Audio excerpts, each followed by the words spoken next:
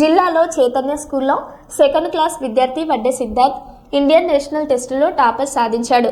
వెంకటరమణ కాలనీలో చైతన్య స్కూల్లోనే second class విద్యార్థి వడ్డే సిద్ధార్థ్ ఇండియన్ నేషనల్ టెస్ట్లో నెంబర్ 1గా వచ్చాడు.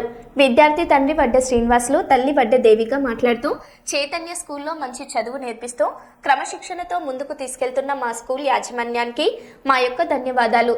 నా కొడుకు సిద్ధార్థ ఈ టెస్టులో స్కూల్ ఫస్ట్ రావడం నాకు సంతోషంగా ఉందని ఆయన తెలిపాడు. అంతేకాకుండా స్కూల్లో ఉన్న విద్యార్థులు ఇలాంటి టెస్టుల్లో అందరూ మంచిగా చదివి రావాలని కోరారు.